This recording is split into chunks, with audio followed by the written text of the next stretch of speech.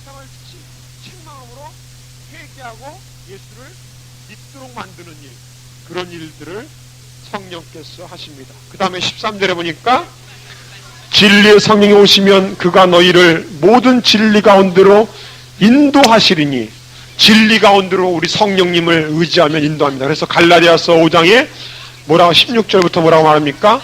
너희가 성령을 쫓아 행하라. 성령의 인도하심을 받으면 세상의 욕심을 이루지 아니한다 그랬습니다. 성령을 쫓아만 가면 성령께는 어디로 인도합니까? 진리로 인도하기 때문에 우리가 죄를 범하지 않고 살습니다. 모든 진리 가운데 인도한다 그랬습니다. 근데 이렇게 성령의 인도함을 받고 성령 충만하여 사는 데 있어서 가장 중요한 것이 뭐냐면 요한복음 15장에 있는 포도나무 대신 예수님께 가지로서 온전히 붙어있는 생활, 거하는 생활이 가장 중요합니다. 이 가지에서, 포도나무에서 가지가 떨어졌을 때 이 가지는 말라 비틀어지죠. 여러분 여기 이 나무를 보세요. 이게 지금 이렇게 이뻐도 살아있는 나무에 죽어 있는 거예요. 죽어 있는 나무, 왜냐? 뿌리가 없기 때문에, 뿌리가. 바로 이 가지가 포도나무에 접붙임 바 되어 있지 않으면 죽은 거와 마찬가지입니다. 그러므로 제일 중요한 것은 예수 그리스도와 접붙임 바 되니 끊이지 않고 있어야 되며, 거기에 성령의 역사가 있을 때 놀랍게 열매를 맺을 수가 있는 것입니다. 자, 그 다음에 17장에는 대제사장의 기도가 나옵니다. 17장에 거기에 보면은 여러 가지 기도 중에 영생은 뭡니까? 3절에 영생은 유일하신 참 하나님과 그의 보내신 자 예수 그리스도를 아는 것이니다 그랬습니다. 예수님을 아는 것이 영생입니다. 그리고 예수님이 17장은 대제사장의 기도라고 해가지고 자신을 위해서, 제자들을 위해서, 세상 사람들을 위해서 이렇게 세 가지로 기도하는 것을 볼 수가 있어요. 이 하나님을 위하여, 자신을 위하여 기도하는 장면이 앞부분에 나오고, 그 다음에 6절부터는 제자들을 위하여 기도하는 장면이 나옵니다. 근데 이 제자들을 위하여 기도할 때 계속 반복되는 단어가 나오는데 어떤 단어가 나오냐면은 6절에 보니까 저희는 아버지의 것, 그렇죠? 그 다음에 9절에도 보니까 저희는 아버지의 것이로소이다. 10절에도 아버지의 것이라고 말했죠? 계속해서 이렇게 아버지의 것이라는 것을 말합니다. 근데 지금 예수님이 곧 세상을 떠나는 입장에서 왜 이런 기도를 하겠느냐? 이건 뭐냐면은 하나님, 이 제자들은 하나님 것이오니 하나님이 어떻게 달라고요? 책임져 주십시오. 지켜달라는 겁니다. 그래서 11절 뒷부분에 말하기를 거룩하신 아버지 내게 주신 아버지의 이름으로 저희를 보존하사 우리와 같이 저희도 하나가 되게 하소서, 보존해달라고 얘기해 줍니다. 근데 이 기도를 통하여 우리는 어떤 존재입니까? 거기 보면은 제일 먼저 11절에 보니까 나는 세상에서 있지 아니하오나 저희는 세상에 있사오며, 우리는 세상에 있는 사람입니다. 첫 번째로는 세상에 있는 사람인데, 두 번째로는 14장에 보니까 이는 내가 세상에 속하지 아니한 같이 저희도 세상에 속하지 아니했다.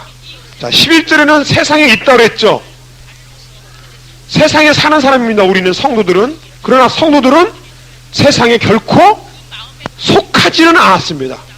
세상에 있지만 결국 속하지는 않았어요. 그리고 오히려 18절에 보니까 오히려 뭐냐면 세상에 보냄을 받은 자입니다. 여러분, 보냄받은 자입니다. 보냄받은 자. 세상에 있지만 세상에 속하지 않았습니다. 마귀가 우리를 침범치 못합니다. 오히려 세상에 보냄받은 자인 것을 믿음으로 사시기를 바랍니다. 그 다음에 이제 18장 19장에 예수님의 십자가의 고난이 나옵니다. 그리고서는 20장에 십자가의 부활이 나옵니다. 근데 이 십자가의 부활에 있어서 제일 먼저 만난 사람이 누구라 그랬어요? 마리아입니다. 이 마리아인데 이 마리아가 예수님을 막 만지려고 할 때 17절에 뭐라 그랬어요? 24, 17절에 나를 만지지 말라. 내가 아직 아버지께로 올라가지 못하노라. 자, 여러분 이걸 보십시오. 그러나 도마는 어떻게 도마는 내 옆구리를 네 손으로 한번 찔러보라, 만져보라 이거예요. 왜 똑같은 부활하신 예수님이 마리아한테는 만지지 말라 그랬고 도마에게는 만져보라고 했겠느냐? 이것을 잘 아셔야 돼요. 우리가 믿는 신앙은요, 인격적으로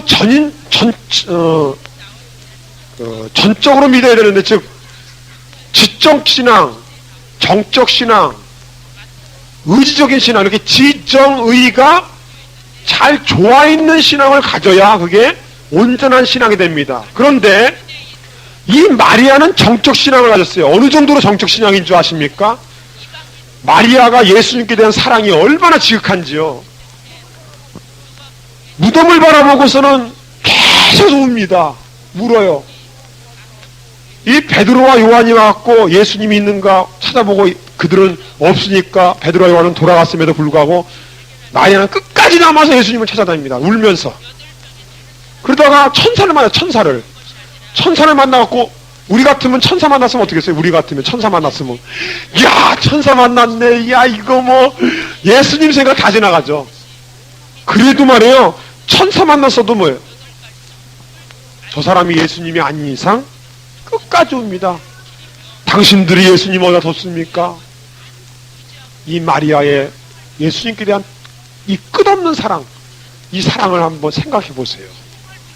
얼마나 예수님을 사랑하는지 몰라요. 그리고 와서는 예수님을 만났을 때 너무도 반가우니까 막 예수님하고 달려들어가려고 그랬어요. 그때 예수님은 내 몸을 만지지 말라 그랬어요. 그럼 왜 그러느냐? 정적인 신앙이 예수님께 깊이 나오기, 빨리 나오는 건 좋지만은 거기에는 정적 신앙만 갖고 되는 것이 아니요. 우리의 신앙이란 건 바로 지적인 신앙, 의지적인 신앙도 더해져야 된다는 것입니다. 만약 정적 신앙이 잘못되면요, 신비주의가 돼버려요. 신비주의가 돼버려요. 매 환상만 바라보고 하나님 만났다, 뭐 성령 만났다, 뭐 이래가면서, 잘못하면 신비주의로 올라갑니다. 그걸 조심하기 위해서입니다. 근데 도마 같은 사람은 맨 지적 신앙이에요. 보지 않으면 못 믿겠다는 거예요. 보지 않으면. 이런 사람은 바로 이 정적 신앙이 필요해요. 만져보고 뜨거움을 느끼고 불을 만지면 어떻게 해요? 야, 이 불이 뜨겁구나. 얼음을 만나보면 얼음이 차갑구나. 이런 정적인 신앙도 필요했기 때문에 그럽니다. 그래서 이 도마에게 하는 말이 믿음 없는 자가 되지 말고 믿는 자 되라. 보지 않고 믿는 자가 더 복되도다라고 말하고 있는 것입니다. 자, 마지막 21장에 보면은 예수님이 마지막으로 이 제자들에게 다시 한번 이 부활하사 그들에게 복음을 귀한 깨달음을 해주시기 위해서 갈릴리 바다로 간 적이 있었습니다. 그것은 갈릴리 바다에 그 시몬 베드로하고 7명의 제자들이 그 갈릴리 가서 예수님을 기다리다가 좀 무료했나 봐요. 할 일이 없었나 봐요. 무료했나 봐요. 그래서 베드로가 하는 말이 3절에 보니까 나는 물고기 잡으러 가노라. 한 사람이 물고기 잡으러 가니까 다른 사람도 뭐예요? 야, 나도 가자. 에이, 나도 가자. 여러분 구역에서요, 한 사람이 에이, 나 물고기나 잡으러 갈래. 이렇게 한번 시작하면요, 특히 구역장에 한번 그러면요, 구역 식구 다 떨어져요. 다 혼내립니다. 이 신앙의 지도를 지금. 근데 이 베드로가 물고기를 잡아갔다고 가서 밤새도록 잡았는데 잡았어요? 못 잡았어요? 헛탕만 친 겁니다. 지치고 쓰러지고 배고팠습니다. 그런데 갑자기 바닷가에서 애들아 너희에게 고기가 있느냐? 웬 사람이 묻길래 없나이다. 그 말을 들을 때 가장 빨리 알아챈 사람이 있었어요. 누구냐면은 바로 그렇게 하면서 그물을 어떻게 했어요? 배 오른편에 던지라. 그리하면 어리라. 이 사건은 마치 누가복음 5장에 베드로가 예수님을 처음 만나서 제대로 부름받은 그 장면하고 비슷하죠. 깊은 데 가서 그물을 던지라는 그거와 비슷하죠. 왜 예수님은 이러한 사건을 다시 한번 리바이벌 시켰을까요? 여러분이 예수님을 만나고 열심히 쫓았다가 몇 년이 지나서 갑자기 절망과 허무감이 일어나고 손해의식이 일어나고 손해의식과 패배의식과 절망의식, 비교의식이 일어나서 낙담해 있을 때 예수님은 첫사랑, 첫은혜를 회복하기 위해서 똑같은 사건을 우리에게 만나게 해줄 때가 있어요. 거듭거듭 만날 때가 있어요. 그때 바로 우리 예수님은 첫사랑과 첫은혜를 회복하기 위해서 그러기 위한 것입니다. 그때 도저히 고기가 많아서 들 수가 없게 됐어요. 베드로는 첫사랑과 첫은혜를 그때 예수님을 계요. 그래, 이렇게 할 수 있는 분 누구밖에 없습니까? 예수님밖에 없습니다. 이렇게 하실 수 있는 분은 예수님밖에 없다고 말하면서 옷을 입고는 그냥 뛰어들어갔어요. 도저히 못 참고 뛰어들어가서 예수님께 쫓아왔어요. 근데 탁 와서 보니까 어떤 장면이 벌어졌어요. 숯불이 탁 펴 있습니다. 거기는 생선이 구워져서 생선 냄새가 쫙 퍼지고 있고 떡도 있더라. 떡도 구워져 있었습니다. 그러고 나서는 네가 잡은 생선을 좀 가져오라. 쉬어봤더니 쉬운 3마리입니다. 하나라도 하나님의 기적이 틀림이 없었습니다. 와서 조반을 먹으라. 예수님의 책망 한마디 없이 그저 숯불을 펴놓고 합니다. 여러분, 숯불을 펴놓은 사랑을 기억하시기 바랍니다. 예수님의 사랑은 바로 이러한 섬세한 사랑입니다. 저는 이 섬세한 사랑이라는 이 단어를 한번 느끼고 나서는 얼마나 내 마음에 감동이 드는지 알 수 없어요.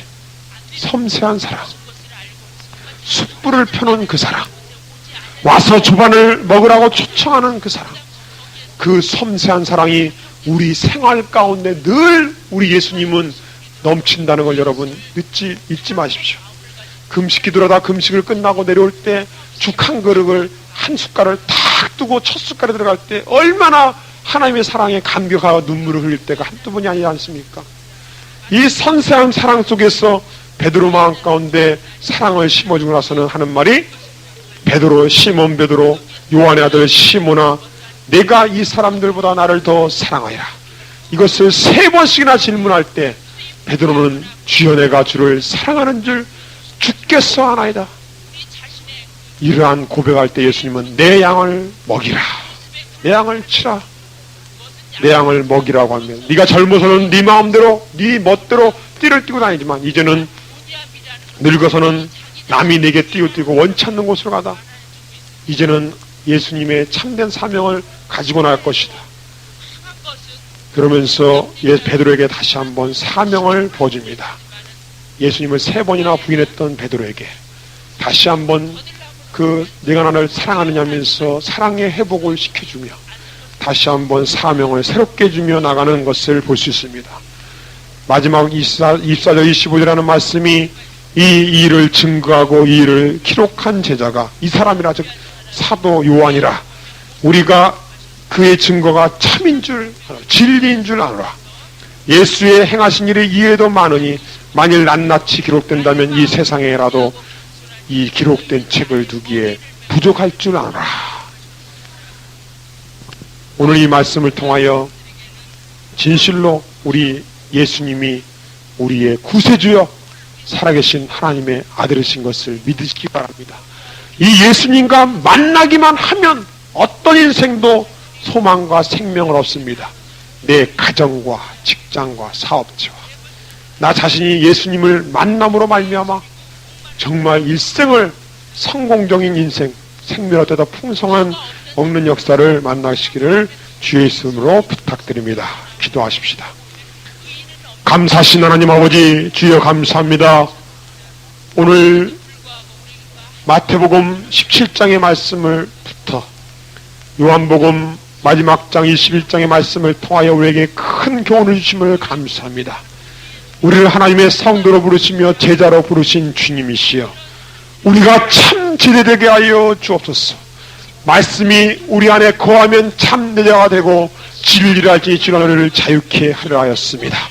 너희가 사랑하면은 그로써 내가 세상 사람들이 너희가 참 제자가 된 것을 안다 하였습니다.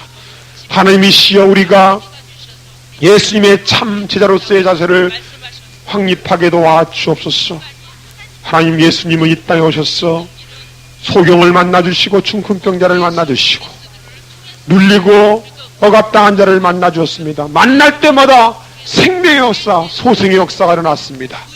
주여, 우리들도 다 예수 믿고 이제 작은 이 시대의 예수로서, 이 시대의 빛이요 소금으로서 우리들이 가는 곳곳마다 우리를 통하여 죽은 자가 살아나고 병든 자가 치료받고 억눌린 자가 자유케 되는 역사를 주 예수 그리스도의 이름으로 이루게 도와 주실 줄 믿습니다.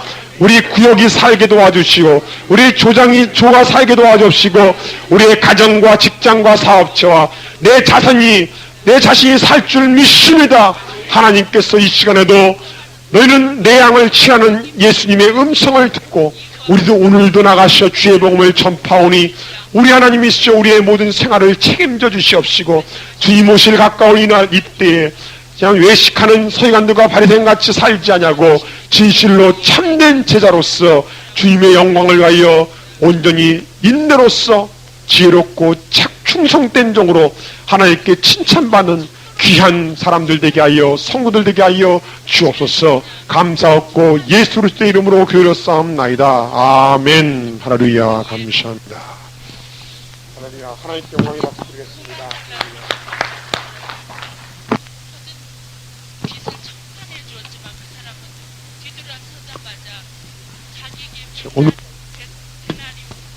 오늘까지 좀 우리의 그 복음서가 많음에도 불구하고 했는데 그 다음 주부터는 정상적인 속도로 나갈 수가 있을 겁니다.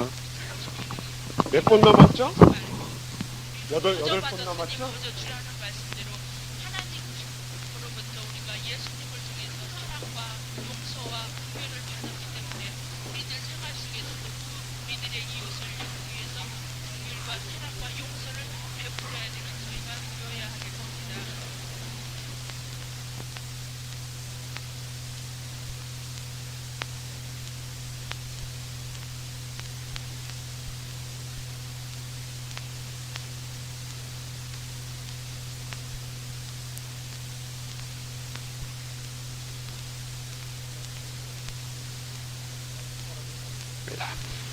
우리 두세 사람 이상에게 주의 이름으로 사랑합니다 인사하시고 공부하겠습니다. 주의 이름으로 사랑합니다. 할렐루야. 할렐루야. 자, 오늘 사도행전의 말씀을 배우겠습니다. 먼저 우리 하나님의 말씀 제8권 70페이지를 펴주시면 감사하겠습니다. 제12과 사도행전. 자, 주제를 보면은 거기 보니까 교회의 시작.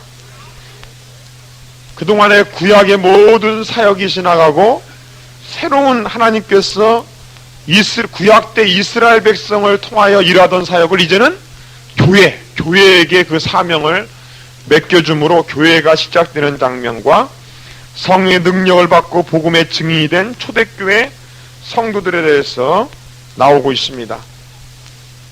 특별히 여기는 성령의 역사, 성령 세례와 성령 충만한 역사를 통하여 복음이 흥황하게 증거돼가는 역사를 기록하고 있습니다. 그래서 이 구약에서 역사서는 뭐죠? 구약에서 역사서는 여호수아, 사사기, 룻기, 또 또 사무엘상하, 열왕기상하, 역대상하, 또 에스더, 에스라, 느헤미야, 그거죠. 근데 이 신약에서는, 신약의 그 역사서라는 것은 바로 이 사도행전 하나죠. 이 사도행전이 역사서입니다. 이제 교회의 역사입니다. 자, 이 기록자는 누구라고 되어 있습니까? 예, 누가, 의사였던 누가, 늘 바울을 바울과 동역하면서 바울을 쫓아다니면서 바울의 그 질병을 간호했던 이 누가가 썼습니다. 이 누가는 누가복음을 기록했죠. 그래서 누가복음과 사도행전은 아예 그 한 개의 그 책으로 볼 수 있습니다. 성경으로 볼 수 있는데 그 복음서의 누가복음, 그 다음에 역사서로 사도행전을 이렇게 그 나눠서 볼 수가 있습니다. 그 다음에 이 수신자는 그 사도행전 1장 1절에 보면 데오빌로여, 내가 먼저 쓴 글은 뭐겠어요? 누가복음을 말하겠죠. 누가복음에는 무릇 예수의 행하시며 가르치시기를 시작하신 부터 그 택하신 사도들에게 성령으로 명하시고 승천하신 날까지 이를 기록하였다는 거죠. 근데 이제 지금부터 기록할 것은 그 이후의 일, 예수님이 승천하시고 나서 그 성령을 통하여 교회를 시작하신 역사를 기록하겠다는 뜻입니다. 근데 여기 데오빌로요, 이 데오빌로란 뜻은 하나님을 사랑하는 자, 하나님을 사랑하는 자라는 뜻이 있습니다. 또 어떤 사람은 이 데오빌로를 어떤 그 귀족층에 있는 그 한 사람인데 그 사람에게 이 예수님의 사역을 올바로 알려주기 위해서 역사적인 그런 증거를 가지고 알려주기 위해서 아마 썼을 것이다라고 말하시는 분이 있습니다. 그리고 이 데오빌로라는 그 뜻 자체가 하나님을 사랑하는 자이기 때문에 모든 성도들에게 동시에 주는 이 메시지도 된다고 우리는 볼 수 있는 것입니다. 그래서 수신자라고 쓴 난을 보면은 본래 이방인의 귀족으로서 기독교인이 된 데오빌로이며 실제적인 수신자는 누구라고요? 전체 그리스도인이다 그랬습니다. 기록 연대는 주 약 63년경쯤에 되어 있습니다. 기록의 목적은, 그러니까 63년경이라는 것은 그 사도 바울이 로마에 들어가서 로마에서 죄수의 몸으로 복음을 전도한 이후, 그때 기록한 것을 볼 수 있습니다.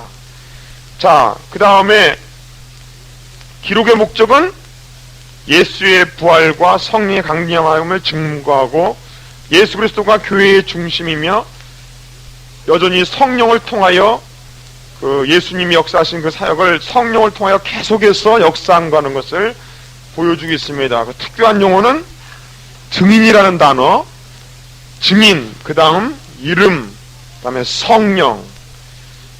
그래서 여기 사도행전은 성령의 역사, 그 다음에 증인의 역사, 그 다음에 교회의 사역을 나타내고 있다는 것을 알 수가 있죠. 이런 용어를 통해서. 자, 내용 분류는 우리가 특별히 좀 기억을 해두세요. 자, 1장부터 7장까지는 뭡니까? 예, 최초의 교회 설립, 이 예루살렘 교회가 설립한 장면입니다. 그래서 사도행전 1장 8절을 가지고 사도행전 전체를 분류할 수 있죠. 1장 8절 내용이 뭐죠? 오직 성령이 너에게 임하시면 너희가 권능을 받고 예루살렘과 온 유다와 사마리아와 땅끝까지 이르러 내 증인이 되리라. 그러므로 그 제일 첫 번째 나오는 사도행전의 앞부분, 즉 1장부터 7장까지 사역은 성령이 임하여 권능을 받아서 어떻게 해요? 예루살렘 교회가 설립되는 장면까지가 바로 1장부터 7장까지 나오고, 그 다음에 온 유대와 사마리아와 써있죠? 그것이 몇 장부터 몇 장까지요? 8장부터 12장까지고, 그 다음 땅끝까지라는 것은 사도 바울을 통하여 세계복음화를 이룬 13장부터 21장까지 그리고 세 개로 뻗어나가는 것이 21장부터 28장의 역사를 볼 수 있습니다. 그래서 1장, 그다음 8장, 그다음에 13장, 이렇게 21장 이렇게 기억하셔서 사도행전 1장 8절을 가지고 나눠주시면 되겠어요. 자, 그럼 우리 성경을 통하여서 먼저 예루살렘 교회의 설립에 대한 장면을 먼저 공부하겠습니다.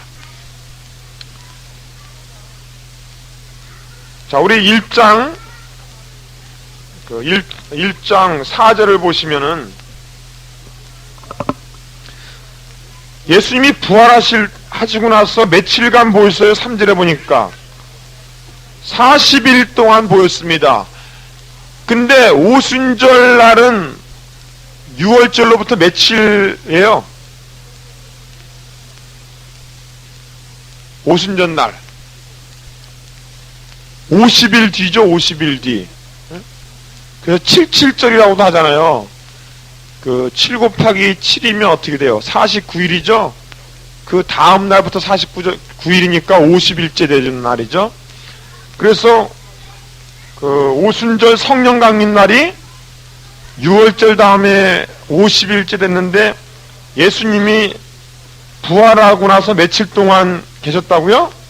40일 동안 계셨으니까 우리는 지금 미리 알 수가 이미 지난 일이니까 미리 알 수가 있지만은 그 당시 사람들은 몰랐죠. 아직 언제 성령이 강림하실지 모르지만은 뭐라고 그랬냐면은 4절에 사도와 같이 모이사 저에게 분부하여 가라사대 때 예루살렘을 떠나지 말고 내게 들은 바 아버지의 약속하신 것 즉 성령을 기다리라고 그랬죠. 요한은 물로 세례를 베풀었으나 나는 맨날이 못해요. 맨날이 못되어 성령으로 세례를 받으리라. 이렇게 성령 세례에 대해서 기다리라고 얘기를 했습니다. 근데 앞으로 실질적으로는 며칠 후겠어요? 한 열흘이죠. 근데 얼마가 될지 모르죠. 이 사람들은 아직은. 그리고 나서는 예수님이 하시는 말씀이 오직 성령이 너에게 임하시면 너희가 권능을 받고 예루살렘과 온 유다와 사마리아 땅끝까지 이르러 내 증인이 되리라 말씀하셨어요. 그리고는 하늘로 올라가실 때 구름이 저를 가리워서 보이지 않게 됐습니다. 그때 제자들이 하늘만 멍청하게 쳐다보고 있으니까 흰 옷 입은 두 사람 즉 천사들이 곁에 와서는 갈릴리 사람들 어찌하여 서서 하늘을 쳐다보느냐 너희 가운데서 하늘로 올리우신 예수는 하늘로 가심을 본 그대로 오시라. 즉 재림의 모습을 우리 사람의 눈에 보이도록 오신다는 것, 그대로 공중에서 재림하신다는 것을 나타내주고 있습니다. 자, 이런 말을 듣고는 예수님이 승천하고 나서 제자들은 어디에 모였습니까? 이제 예수님이 승천하신 감난산에서 내려와가지고 어디로 들어갔어요? 예루살렘 안에 있는 이제 마가의 다락방, 저희가 늘 유하는 다락에 올라가서 제자들과 그 다음에 예수의 어머니니 여러 사람들이 모였는데 몇 명이 모였습니까? 15절에 보니까 120명 정도 모였습니다. 그래서 120명이 나 되었습니다. 그래서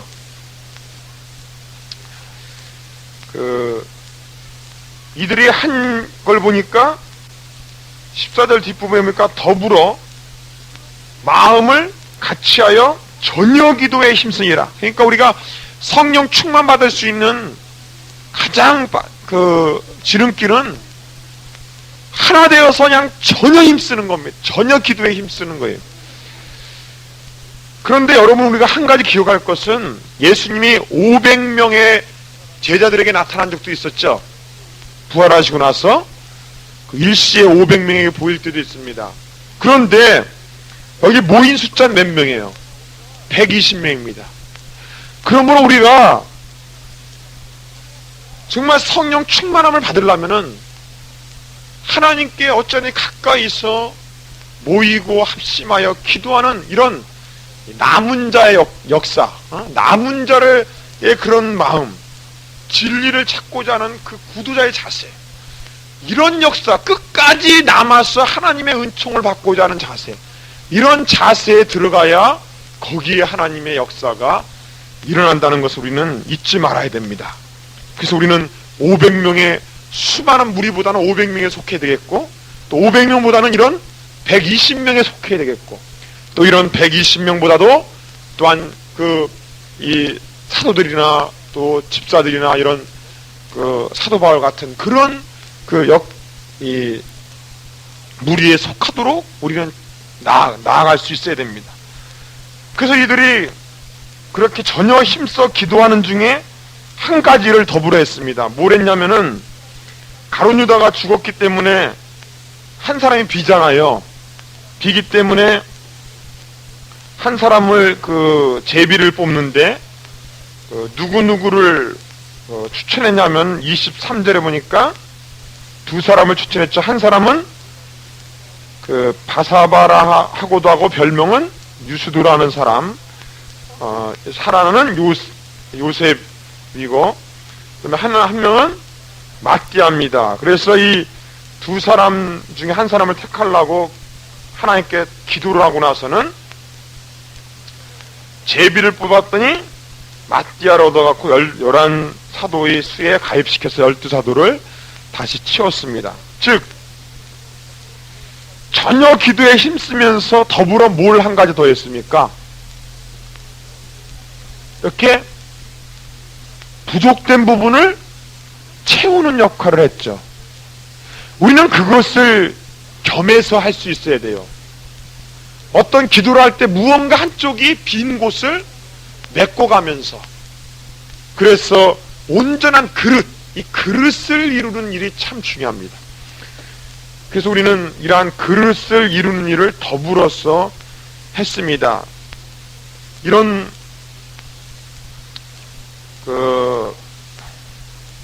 서로의 기도와 이러한 부족한 면을 채우는 일을 하는 가운데 드디어 오순절 날이 점점 가까워졌습니다. 그래서 오순절 날의 이름에 다 같이 한 곳에 모여서 호련히 모여서 기도를 하는 중에 갑자기 하늘로부터 강한 바람의 소리가 있어 저희 앉은 온 집에 가득하고 불의 같이 갈라지는 것이 저희에게 막 눈에 막 보였습니다. 그러나 각 사람 위에 그게 임했어요. 임하고 나서 저희가 다 성령의 충만함을 받고 성령이 말하기 하심을 따라 다른 방언으로 말하기를 시작했습니다. 이러한 성령 충만의 역사, 전혀 기도에 힘쓸 때 이러한 역사가 일어났어요.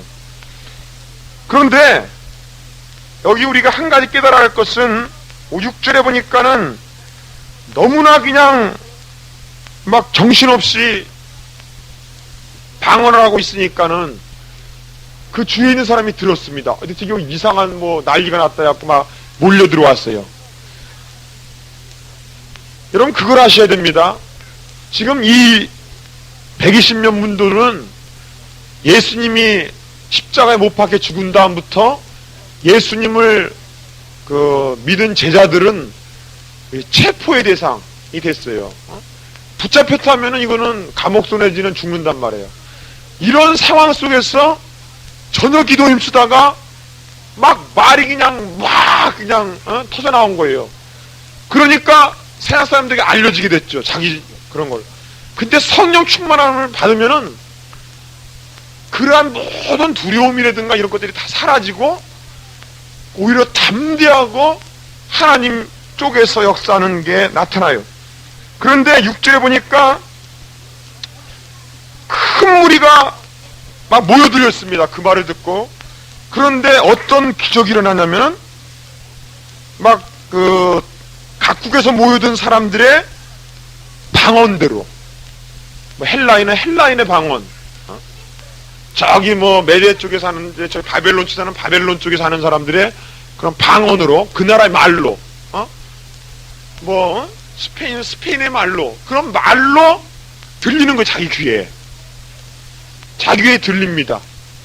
그래갖고 기이하게 여겼어요. 그때 이러한 방언을 우리는 어떻게 생각하냐면은, 여러분 보세요. 120명이 하나님 역사하심에 따라 막 각각 다른 방언으로 막 120명 한꺼번에 막 통성으로 방언 기도를 하죠. 그러면 상식적으로 생각할 때 우리가 그 방언을 하고 있는데 그 뒤에서 한번 들었다고 칩시다. 그 얘기를, 그거를. 그러면 120명이 막 다른 방언으로 막 하고 있는데 들리겠어요? 안 들리겠어요? 안 들리죠? 그런데 정확하게 자기 나라 방언으로, 말로 각 사람에게 귀에 들리겠습니다. 이것은 성의의 역사입니다. 성의의 역사. 각 사람이 막 방언을 하고 있을 때 그 사람 귀에 하나님께서 알맞는 그 사람이 들을 수 있도록 하나님께서 역사를 하는 거예요. 각 사람마다 방언을 듣는 방언을 들을 수 있도록. 그러므로 뭐 어떤 사람은 그 언어 방언, 뭐 중국어 방언을 한다, 뭐 영어 방언을 한다는 그런 사람들이 있는데, 그런 경우는 특수한 경우입니다. 특수한 경우. 하나님은 인격적으로 사용해요. 여러분 그 영어권에 가서 선교하겠다 그럴 때는 영어를 본인이 인격적으로 배워서, 공부하고 배워서, 그걸 물론 하나님께서 지혜를 주시고 총명을 주셔서 짧은 시간 내에 할 수 있도록 하나님께서 역사를 하시죠.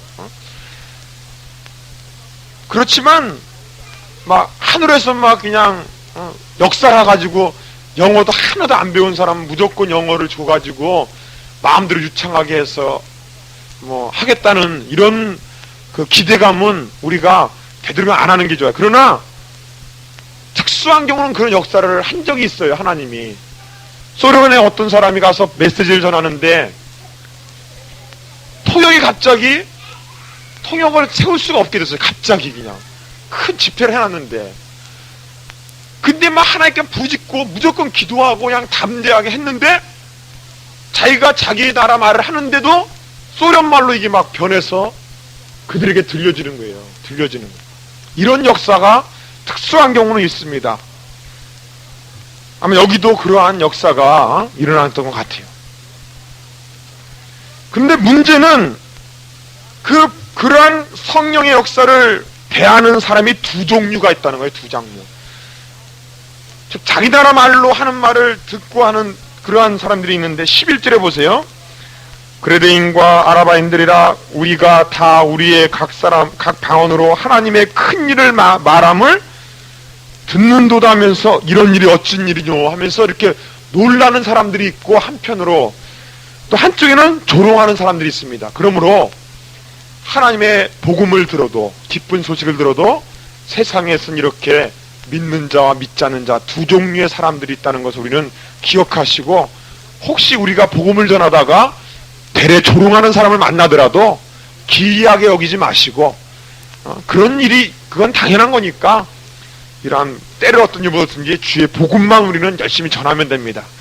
그때 베드로가 14절에 보니까 갑자기 일어났습니다. 예수님을 3번씩이나 부인했던, 계집종 앞에서도 부인했던 그 베드로는 성령 충만하니까는 담대한 사람으로 변하여서 메시지를 전하는데, 어디 말씀을 인용했냐면은 요엘서 말씀 2장 28절부터 32절의 말씀을 가지고 먼저 복음을 전했어요. 하나님이 가라사대 말세 내가 내 영식 성령으로 모든 육체에게 부어주리니 너희의 자녀는 예언할 것이요 너희의 늙은이는 환상을 보고 너희의 젊은이들은 꿈을 꾸리라. 그때 내가 내 영으로 내 얌종과 여종행들에게 부어주니 저희가 예언할 것이요 또 내가 위로 하늘에서 기사와 아래로 땅에서는 징조를 베푸니 곧 피와 불과 연기로다. 누구든지 주의 이름을 부르는 자는 구원을 얻으리라. 이 요엘서의 말씀을 베드로가 성령 충만하자마자 그 말씀을 통하여 말하셨어요. 누구든지 주의 이름을 부르는 자는 구원을 얻으리라. 그러면서 계속해서 그 말을 전하면서 얘기합니다. 그랬더니 너희가 죽인 그분이 바로 예수 그리스도다.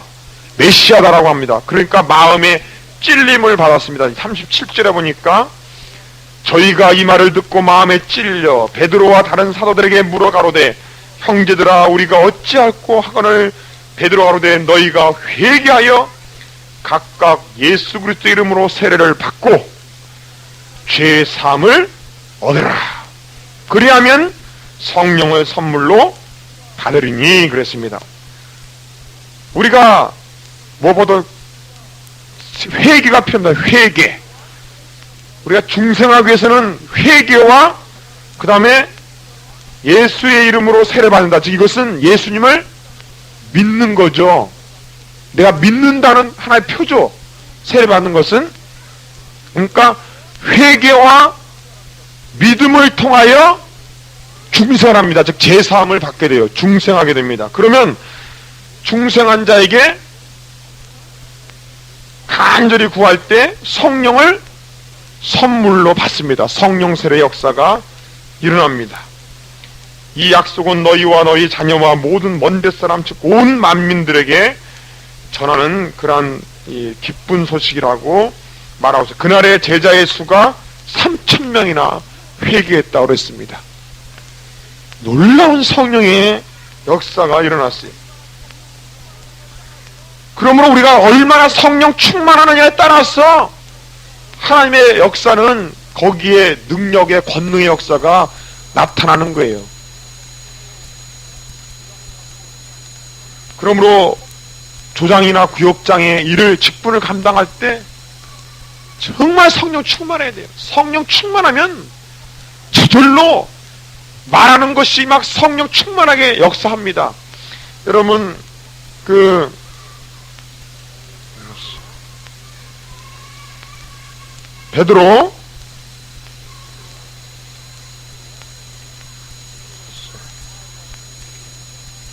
베드로전서 4장 베드로전서 3장 10절과 11절을 우리 같이 한번 찾아서 읽겠습니다.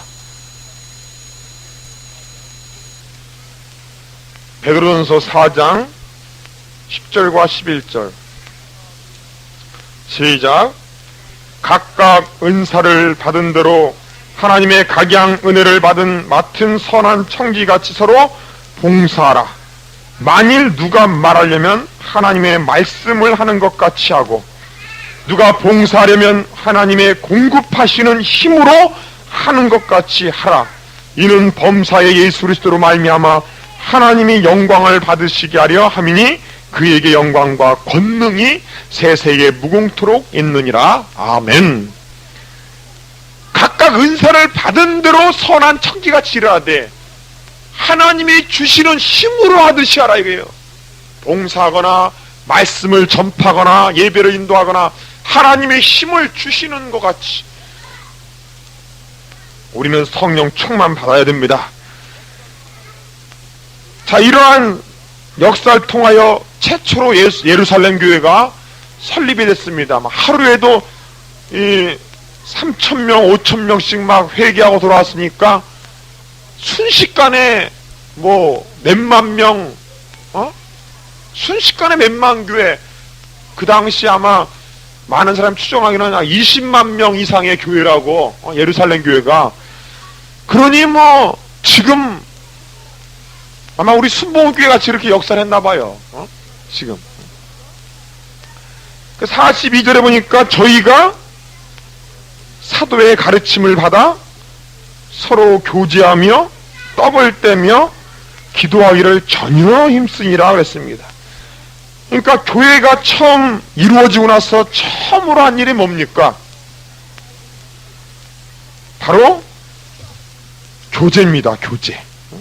즉 사랑을 나누는 일, 사랑의 공동체의 사귐을 나누게 됐습니다. 코이노니아를 나누게 됐습니다. 그리고 나서는 또 한 가지는 뭐냐면 기도하는 일에 전혀 힘썼습니다. 그랬더니 47절에 보니까 하나님을 찬미하며 또 온 백성에게 칭송을 받으니 주께서 구원받은 사람을 날마다 더하게 하시니라. 점점점 성장합니다. 여러분, 성령 충만한 교회, 사랑의 공동체가 된 교회, 그 다음에 전혀 모이기를 힘쓰고 기도에 힘쓰는 교회, 기도하는 교회, 이런 교회는 주께서 날마다 그 수를 더하게 합니다. 교회 성장은 다른 방법이 없습니다.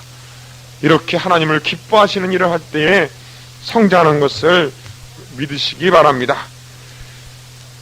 자, 우리 3장에 보니까는 베드로가 그 이후로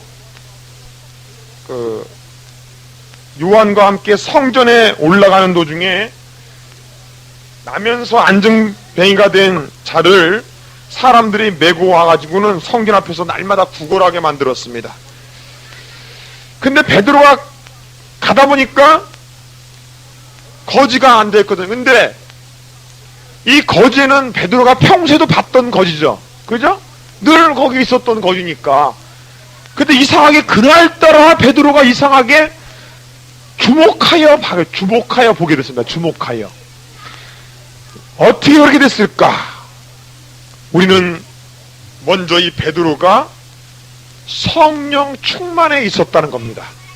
첫 번째로는. 그 다음 두 번째로는 베드로가 어떤 마음의 상태냐면 기도 시간에 즉 기도하려는 마음으로 올라갔다는 거예요. 과거에 그런 기도하려는 마음이 아니라 성령 충만하고 나서 기도하려는 마음이란 건 굉장한 거죠.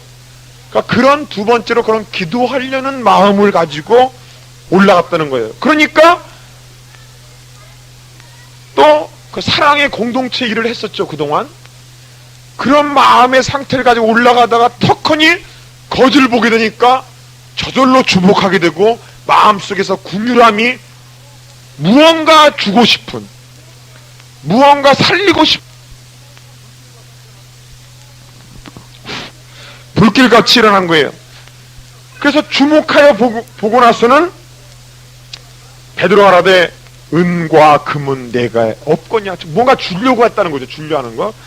없거니와 내게 있는 것으로 내게 주노니 곧 나사렛 예수 그리스도의 이름으로 걸어라. 그러자마자 오른손으로 딱 잡아 일으키니까는 뛰기도 하고 걷기도 하며 하나님을 찬미하는 기적의 역사가 일어났습니다. 여러분, 베드로는 성령 충만할 때 예수 그리스도의 권세를 사용했습니다. 예수의 권세.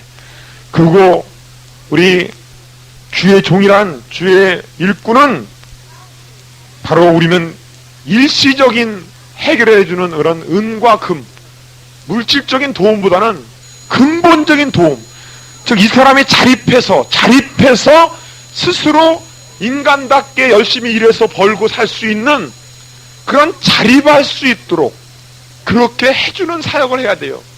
그러기 위해서는 무엇보다도 근본적인 해결이 필요합니다. 그걸 해결할 수 있는 건 오직 예수 이름의 권세밖에 없습니다. 그래서 예수의 이름으로 여러분은 가는 곳곳마다 명령을 내리세요. 명령을 내려요.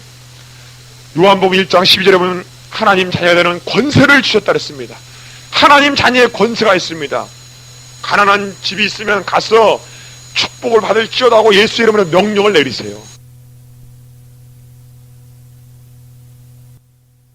하나님께 영광을 돌리면서 다시 한번 하나님의 큰 능력을 달라고 기도하는 그런 계기로 삼으시기를 바랍니다.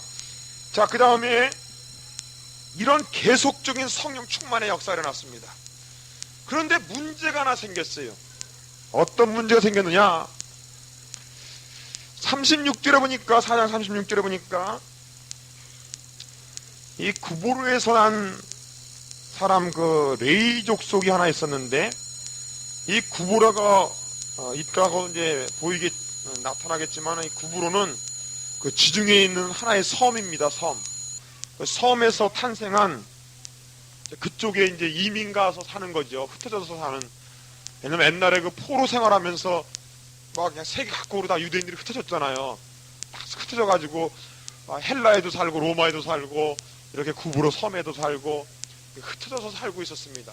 그래서 6월절이나 오순절날 같을 때는 세계 각국에서 그 6월절, 오순절, 초막절 3번 절기는 예루살렘에 와서 꼭 1년에 3번씩은 유대인들의 그 율법으로 꼭 와갖고 예배를 드리도록 돼 있기 때문에 그때마다 모여든 거죠. 그래서 이 구브로에 가서 살고 있는 그 레위 족속 중에 한 사람이 있는데 요셉이라는 사람이라기도 하고 누구예요? 바나바를 번역하면 권위자. 즉 이 사람은 굉장히 그 남을 잘 위로해줬던 사람입니다. 그래서 이 마음이 슬퍼하거나 또 시험 든 사람만 있으면 이 사람이 바나바만 가서 그 상담을 해주면 마음이 회복하는 거예요. 위로를 받고 격려함을 받고 다시 신앙생활을 영위하는 아주 훌륭한 사람이었습니다. 이렇게 권위하는. 그래서 로마서 12장에 보면 은사 중에 어떤 은사들이 있어요. 섬기는 은사, 가르치는 은사, 다스리는 은사, 그 다음에 권위하는 은사가 있죠. 아마 이 바나바는 이런 권위하는 은사가 충만한 것 같아요.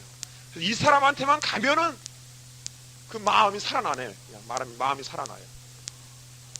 이런 훌륭한 바나바, 이 바나바가 나중에 사도 바울을 하나님의 종으로 사용할 수 있도록 중간 다리 역할, 중보 역할을 해준 사람입니다. 아주 훌륭한 사람이죠. 근데 이 사람이 또 훌륭한 일이 뭐냐면은 자기 밭을 팔아가지고 이 불쌍한 사람들을요 구제하는 일에 앞장을 쓴 사람입니다. 이 사람. 그러니까 훌륭한 이 바나바 같은 사람이 있었어요. 그런데 5장에 어떤 사람이 나타나냐면 이 아나니아와 그 아나니아 삽비라라는 사람이 있었는데 이 사람은 탐욕과 시기와 질투가 많아요. 세상의 그 명예를 구하고 탐욕이 많았습니다. 그래서 바나바가 자꾸 칭찬받거든요. 많은 사람들이 자기 집을 팔다가 막 헌금하고 그러니까 그 하나님 앞에 칭찬받고 하나님이 도우시는 역사를 보니까 자기도 한번 그렇게 해보려고 어떻게 했냐면은 팔긴 팔았어요. 팔긴 팔았는데 어떻게 했습니까? 값의 얼마를 감추고 나서는 드렸습니다. 이상하죠? 왜? 분명히 드렸는데 왜 하나님이 왜 기뻐하지 않았는가? 이거 이상하죠? 문제는 뭐냐면요. 하나님은 진실을 원합니다. 진실. 가부에 두렸돈이라도 어떻게 해요? 진실을 원한 거예요. 진실. 근데 이 아나니아 삽비라는 뭐라 하냐면 드리긴 드렸는데 만약 1000만원어치를 팔았대 봐요. 그러면 500만원을 드렸는데 드렸으면서 뭐라고 했냐면은 다 줬다. 땅을 판 모든 걸 줬다. 거짓의 아비는 사탄입니다. 하나님은 진실을 원한 겁니다. 솔직을 원해요. 죄를 썼으면 죄를 졌다고 솔직하게 고백되는 것, 죄인이라고 고백하는 걸 원하시고, 난 다만 지금 참 형편이 이래서 이럴 수밖에 없사옵나이다. 솔직히 아나니아 삽비라가 이 베드로한테 와갖고는 땅을 팔았는데 땅 판 거에 일부를 내가 갖다 드립니다. 그럼 아마 하나님의 큰 축복을 받았을 거예요, 이 사람들은. 그러나 거짓으로 하나님께 드렸다는 거예요. 거짓. 하나님을 만홀히 여긴 거예요. 하나님을 만홀히 여긴 겁니다. 하나님이 가장 싫어하는 건 가늠한 여인도 용서해 주시고 살인한 자도 용서해 줬습니다. 그러나 바리새인들 거짓과 외식과 그 위선자들은 하나님 뭐라 그랬어요? 이 회칠한 무덤들아, 독사의 자식들아, 화 있을진저, 이 외식하는 서기관들과 바리새인들아. 하나님이 이 외식되고 거짓된 자들을 가장 싫어합니다. 가장 싫어해요. 어떠한 죄인도 용서해 주니만은 이 외식하는 자들을 용서 않습니다. 여러분, 하나님 앞에서는 솔직하세요. 그까짓 거 남이 칭찬 많이 해주면 어떻고 전해주면 어때요? 하나님과 나사에 진실하게만 하면 돼요. 진실하게만. 힘이 닿는 대로만 하면 되는 거지. 아니, 땅을 팔아서 반은 집안에 먹고 살 일이 있고 그러면 그 먹고 살 일 하세요. 하고 진실된 것만 드리세요. 진실된 것만. 그것이 하나님의 은총을 받는 길입니다. 그래서 4절 뒷부분에 보니까 4절에 보니까 땅이 그대로 있을 때는 내 땅이 아니냐 이거예요. 차라리 안 팔고 네가 그 땅에 있었으면 이런 일이 없었다는 거예요. 이런 일이. 그러나 판 후에도 네 임의로 할 수 있죠. 그죠? 네 돈이니까, 네 돈이니까. 그러나 이것을 하나님께 드리려고 할 때는 거짓이 아닌 진실로 해야 될 것인데, 만약 땅을 팔았으면 10분의 1만 11조를 합치고 하나님께 드렸으면 그걸 됐다는 거예요. 네 마음에 원하는 대로 줬으니까, 드렸으니까 그걸 된 겁니다. 그런데 왜 사람에게 거짓말한 것이 아니요? 하나님께 거짓말을 하느냐 이게. 하나님께 거짓말. 그 말 하자마자 어떻게 했습니까? 이 말을 듣고 엎드려져 혼이 떠나가 버렸어요. 왜 이렇게 큰 징계를 했느냐? 이것은 교회가 처음 시작하는 중요한 시간에 이런 사탄의 역사를 하나님이 시범 케이스로 하나님이 징계를 내린 겁니다. 그 안에 삽비라도 똑같이 그렇게 합니다. 그래서 9절에 보니까 뭐라 해서 베드로가 가로되 너희가 어찌 함께 꾀하여 주의 영을 시험하려 하느냐 그랬습니다. 이러므로 11절에 보니까 온 교회와 이 일을 듣는 사람들이 다 크게 두려워하니라.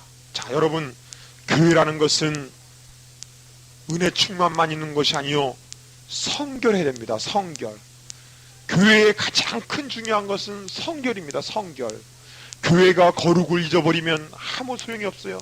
이사야서 1장에 보니까는 너희들이 날마다 모이는 행사와 또 집회와 그 다음에 나에게 드리는 그 소와 양떼들, 이 냄새도 맡기 싫다 그랬어요. 냄새도 맡기 싫다. 하나님이 너희가 그 거짓을 말하며 재물을 드리고 죄를 율법을 지키지 않으며 외식적으로 재물들만 드리는구나.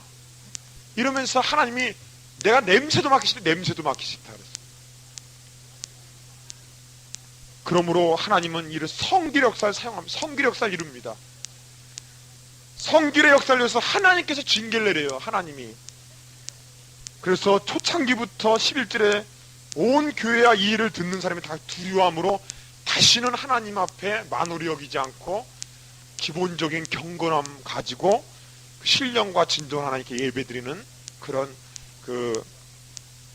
영적 기강이 확립이 됐습니다. 자, 그리고 나서 어떻게 했습니까? 12절에 보니까 사도들의 손으로 민간의 표적과 기사가 많이 되매 믿는 사람이 다 마음을 같이하여 솔로몬 행각에 모였다 그랬습니다. 그래서 점점점 14절에 믿고 나오는 자가 많았고 15절에 심지어 어떤 역사가 일어났어요? 병든 사람을 메고 거리에 나가 침대와 요를 막 깔아누입니다. 그래서 베드로가 지나가는 길에다 막 깔아놔요. 그러면 베드로가 지나갈 때 혹시 뭐예요? 그림자라도 덮이면 그게 얼마나 역사를 했겠어요? 하나님이 무지무지한 역사입니다. 막 그림자만 지나가도 벌떡벌떡 일어나는 역사가 일어나는 거예요. 바울 같은 경우는 손수건만 갖다 대도, 바울이 쓰던 손수건만 갖다 대도 그냥 벌떡벌떡 일어나는 거예요. 지금도 어떤 데는 막 전화로 기도해줘도 막 역사가 일어나고, 전화로 병 기도해도 막 고침반의 역사가 일어나기도 하고, 공간을 초월해서 역사도 하고, 막 하나님의 역사, 성령 충만의 역사, 하나님의 뜻대로 하나님의 역사입니다. 그런데 이러한 기적과 이적의 역사는 바로 하나님의 교회를 부흥시켜주는 아주 필수적인 요소입니다. 병든 자를 고치고 또한 능력이 행해지고 기적과 이사가 나타나고 문제가 해결돼 나가고, 이것은 필수적으로 영과 혼과 육에 대한 치료의 사역은 반드시 교회 성장에 있어서 필수적인 사역이요 성령 충만한 증거라는 것을 우리는 기억을 하시고 이러한 사역을 이루어 나가야 됩니다. 자, 그 다음에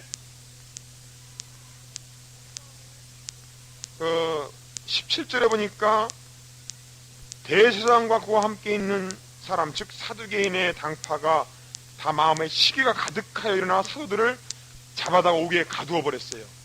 가두어 버렸더니 하나님 어떻게 했습니까? 19절에 보니까 주의 사자가 밤에 옥문을 열고 끌어냈습니다. 참 놀라운 일입니다. 이건 인간의 힘으로는 막을래야 막을 수 없는 하나님의 강력한 역사, 세상의 권세를 뚫고 나가는 주의 복음의 전파 역사. 여러분, 성령 충만해야 돼요. 성령이 역사해야 돼요. 주께서 역사하도록 해야지 인간의 역사 가지고는 안 됩니다. 하나님이 역사하시도록, 하나님의 권능이 임하도록, 하나님이 우리를 사용하도록, 하나님의 우리가 도구가 되도록 이런 기도, 이런 사역을 우선적으로 먼저 이루어 나가야 됩니다. 인본주의보다 신본주의로 우리가 역사를 해야 되겠습니다.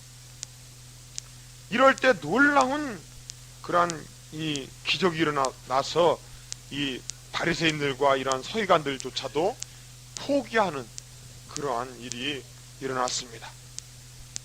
자, 그래서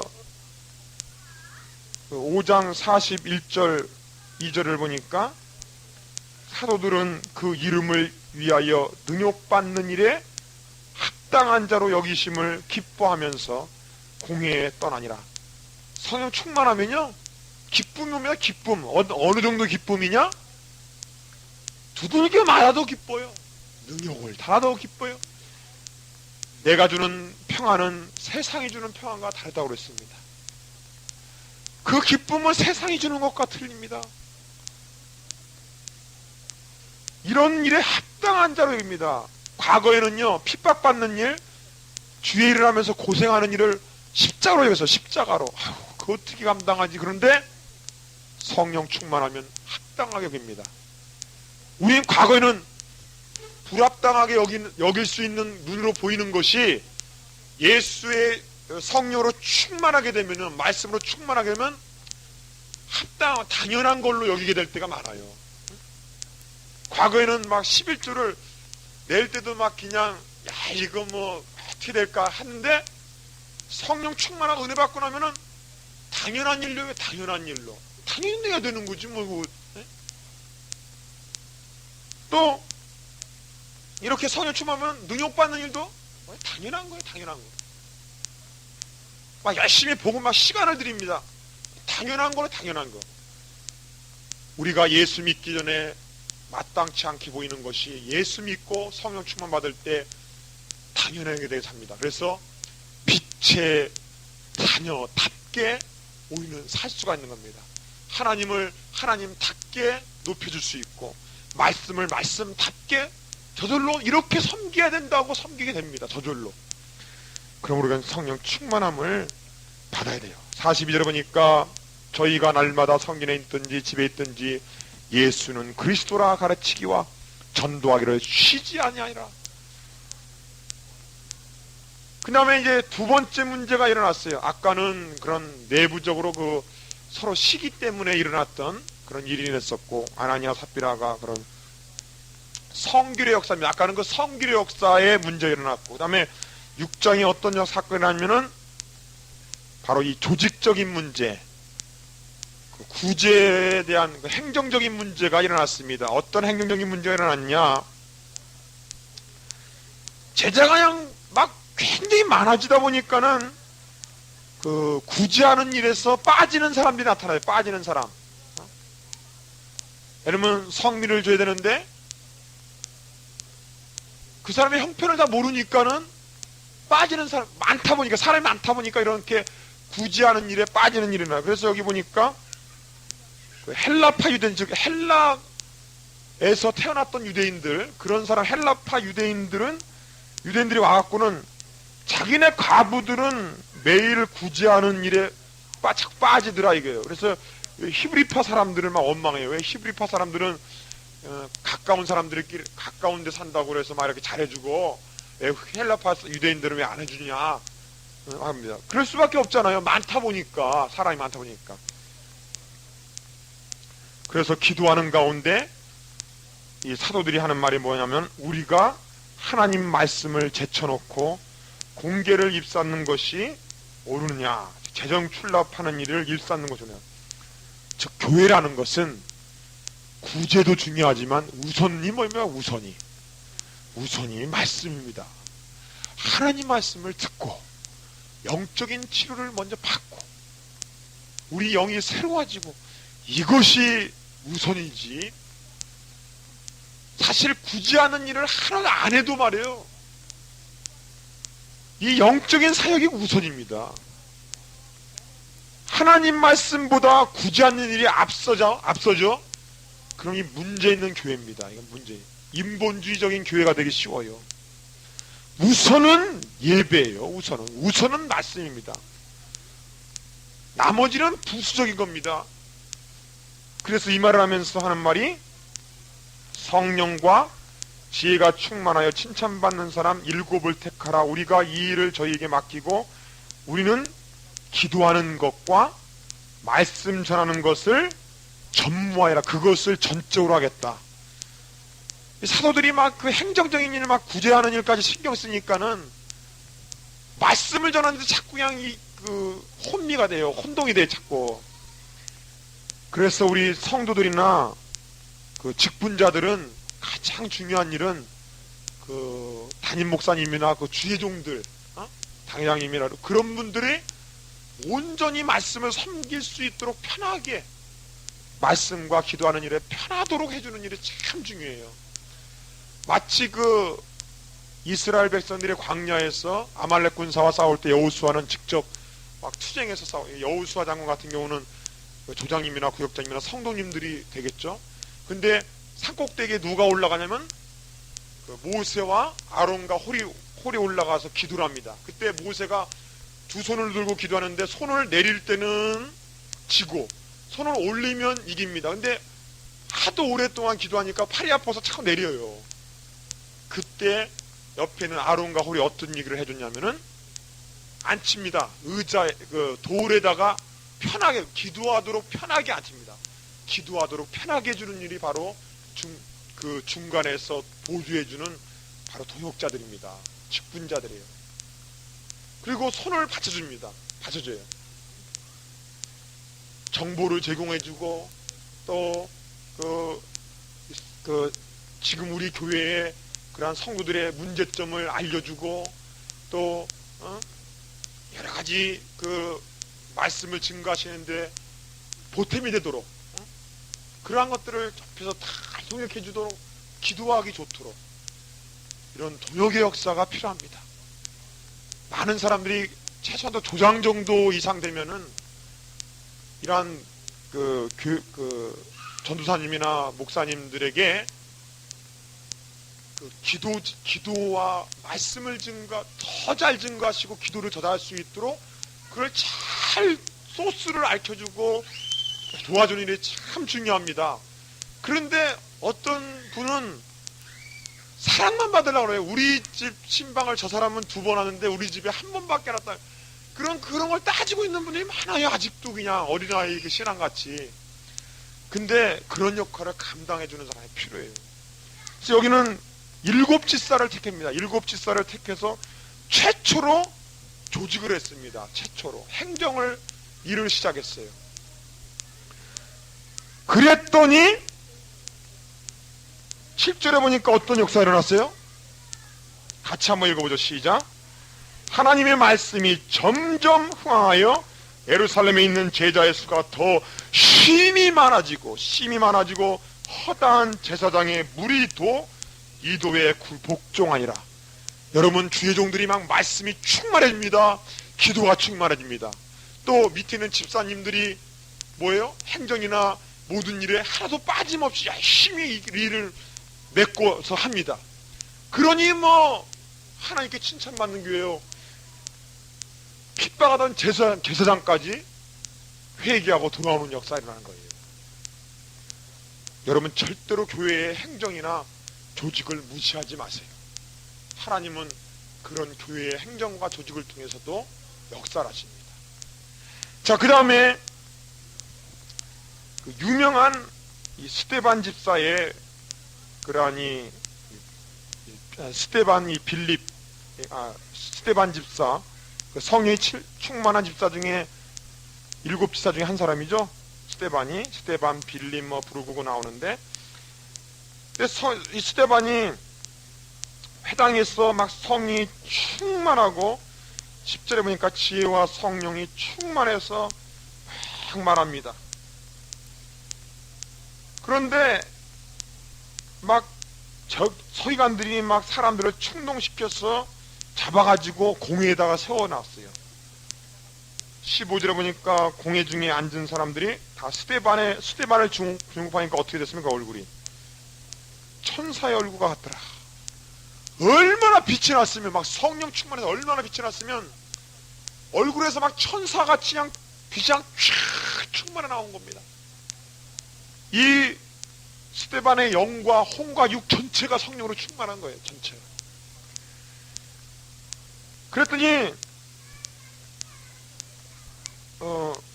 10장에 보니까 2절에 보니까 스데반이 설교를 하는데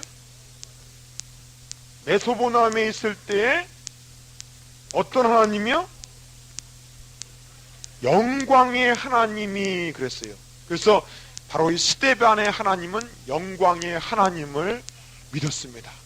영광, 그냥 찬란한 거. 그래서 아마 스데반의 얼굴도 그냥 찬란하게 빛이 발했나 봐요. 하나님의 영광이 충만했나 봐요. 그래서 계속해서 스데반이 구약의 모든 일을 들어서 바로 예수님이 바로 우리의 구세주시다는 것을 구약의 말씀을 통하여 증거를 했습니다. 이렇게 계속 말을 했더니 51절을 보세요. 51절에 보니까 목이 곧고 마음과 귀에 할례를 받지 못한 사람들아, 너희가 항상 성령을 거스리어 너희 조상과 같이 너희도 하는구나. 너희 조상들은 선지자 중에 누구를 핍박치 아니하였느냐? 의인이 오시리라 예고한 자들을 저희가 죽였고 이제 너희는 그 의인을 잡아준 자요 살인한 자가 되나니 너희가 천사의 전한 율법을 받고도 지키지 아니하였도다 하니라. 저희가 이 말을 듣고 마음에 찔려 저희를 향하여 이를 갈거늘. 그러니까 마음에 찔리는 것까진 찔리되 뭐예요? 회개를 안 하고 오히려 도리어 그냥 막 이를 갈고 핍박을 합니다. 그때 스데반이 성령이 더 충만해 갖고는 하늘을 우러러 주목하여 보니까 하나님의 뭐가? 영광과 예수께서 하나님 우편에 서 있는 것을 봤습니다. 보통 사람들은 보좌에 앉아 있는 예수님을 많이 보는데 이 예수님은 우편에서 서 있는 예수님이 서서 있는 걸 보셨어요. 이건 서서 있다는 것은 이 스데반과 함께 있고자 하는 모습이죠. 생각해보세요. 이렇게 앉아있는 모습하고 우리가 서서 이렇게 스데반을 바라보는 모습은 틀리잖아요. 근데 아까 영광의 하나님, 여기도 하나님의 영광이 충만한 것을 봤습니다. 그러면서 그 속에 휩쓸려 들어갔어요. 들어가면서 계속 말합니다. 하늘이 보라, 하늘이 열리고 인자가 하나님 우편에 서신 걸 보노라 하면서 환상을 본 것을 막 얘기합니다. 그런데 이 바리새인들이나 서기관들은 막 일심으로 막 귀를 막고서는 돌을 성 밖으로 끌어다가 막 돌을 쳐서 막 죽입니다. 그래도 계속 스데반은 어떻게 됐습니까?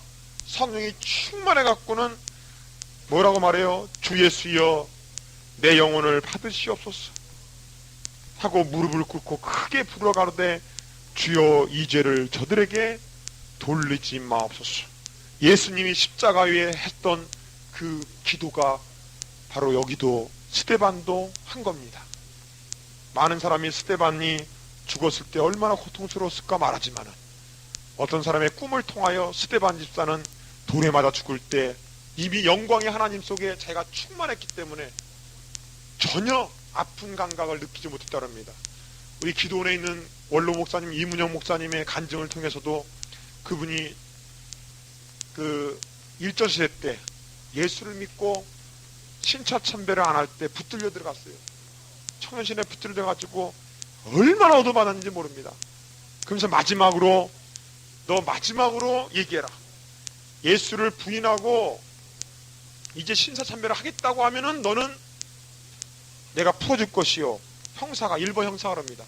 그래서 너는 여기서 죽을 줄 알라. 그랬더니 그때 막 기도합니다. 하나님이시여, 내가 11조를 빠뜨리지 않았고 주일 성수를 빠뜨리지 않았으며 새벽마다 내가 한 번도 새벽 기도를 빠뜨리지 않았나이다. 주여, 내가 하나님 앞에 진실되게 살아왔는데 이 시간에 하나님 역사하여 주옵소서.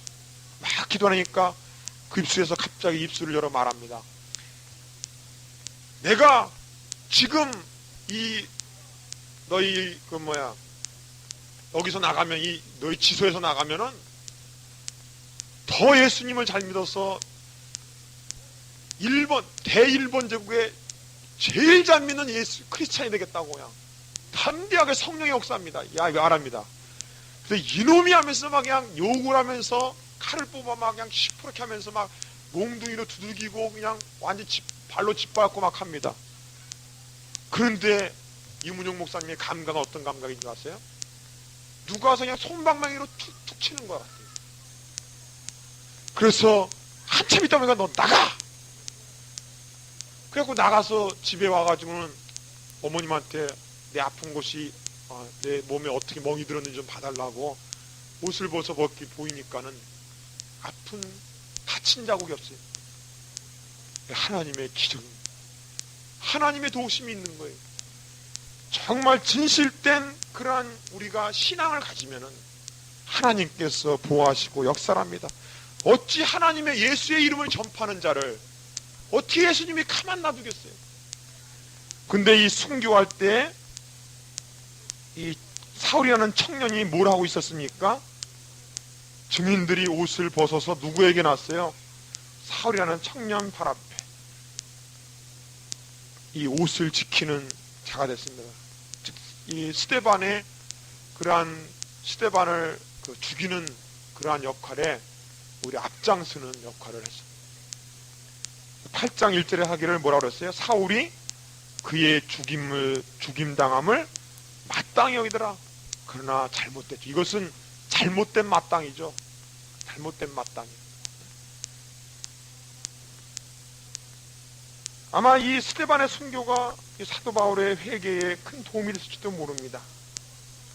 그래서 그날부터 얼마나 핍박을 했던지 예루살렘에 모여있던 교회에 큰 핍박이 일어나서 사도 외에는 다 유대와 사마리아 모든 땅에 흩어졌습니다. 예수 믿는 다 흩어졌어요. 겉으로 보기에는 큰 핍박이지만은 하나님의 구속사역에서 볼 때는 하나님의 섭리죠. 그죠? 예루살렘 교회만 모여서 그냥 우리끼리 그냥 사랑만 나누고 있던 안주하는 신앙을 벗어나서 이제는 뭐예요? 예수 믿는 자들을 흩으셔서 이제는 사마리아 땅에도 유대 땅에도 또 저 멀리 비시디아니니 이런 곳에 갈릴리아 땅이니 이런 데도 주의 복음을 전파할 수 있도록 흩어놓습니다. 이러한 섭리적인 역사가 거기에 또한 들어가 있는 것입니다. 그랬더니 4절에 보세요. 그 흩어진 사람들이 두루다니며 복음의 말씀을 전할세 빌립이 사마리아 성에 내려가 이 빌립은 아까 그 스데반, 빌립 그런 집사들 있죠. 뽑은 사람들. 그 빌립 집사죠. 그러니까 사도 빌립이 아닙니다. 사도 빌립이 아니라 빌립 집사입니다. 이 집사. 빌립이 사마리아 성에 내려가 그리스도를 백성에게 전파하니 우리가 빌립의 말도 듣고 행하는 표적도 보고 일심이로 그의 말하는 것을 쫓더라. 미리 이제 흩어졌던 사람들이 미리 그 씨앗을 뿌려놓고 또 빌립 집사가 와서 능력으로 막 그냥 말씀과 그 기적의 역사를 이루니까는 주님께 돌아오는 역사가 말이었습니다. 그래서 7절에 보니까 많은 사람들 막 귀신들이 막 소리치며 나가고 중풍병자 안진병이가 나가고 그다음에 그 성에 큰 기쁨이 있었습니다. 사마리아 땅 버림받은 그 땅에 하나님의 큰 기쁨이 있었어요. 그러니까는 하나님의 역사가 꼭 사도들에게만 역사하는 게 아니죠. 그죠? 이렇게 집사들에게도 하나님이 사용하시면 역사합니다. 막 귀신이 떠나가고 병든 자도 일어나고 이런 역사가 일어나요. 바로 이 8장부터 유대와 사마리아의 사역이 바로 이제 이루어지는 거죠. 아까 7장까지는 예루살렘 교회의 사역이죠. 자, 근데 이 빌립이 가는 곳곳마다 이런 기적을 일으킵니다. 사마리아 땅에 놀라운 역사를 일으켰는데 바로 사마리아의 성령 세례 역사가 일어났어요. 그 사도행전에 보면은 4군데의 그 성령 세례 역사가 일어나거든요. 아까 그 몇 절이에요? 몇 장이에요? 사도행전 2장에 오순절날 성령 충만한 역사가 일어났었죠. 그 다음이 바로 이 8장에 나오는 사마리아 사람들에 대한 성령 충만의 역사입니다. 이렇게 빌립 집사를 통해서 큰 사역이 일어나니까 14절에 보니까 예루살렘의 사도들이 그 말을 들었거든요. 야, 사마리아에도 하나님의 역사가 일어나네? 그러면서 누구를 파송했습니까? 베드로와 요한을 파송했어요. 그래서 성령 받기를 기도했더니 어떤 일이 일어났냐면 17절에 보니까 그 성령 받기를 기도할 때 어떻게 했습니까? 안수를 했죠, 안수. 그러니까 요한복음 2장에 사도행전 2장에 일어났던 역사는 전혀 힘써 기도할 때 일어났던 성령 충만의 역사요. 방언의 표적이 나타났죠. 여기는 안수하면서 그 기도하니까는 안수기도를 통하여 기도할 때 그 19절 뒷부분에 보니까 내가 안수하는 사람은 성령을 받게 하여 주소서 하니 베드로가 가로되 내가 하나님의 선물을 17절에 참 안수함에 성령을 받는지라 성령 충만함을 받았습니다. 안수를 통하여도 성령 충만함을 받기도 합니다. 그런데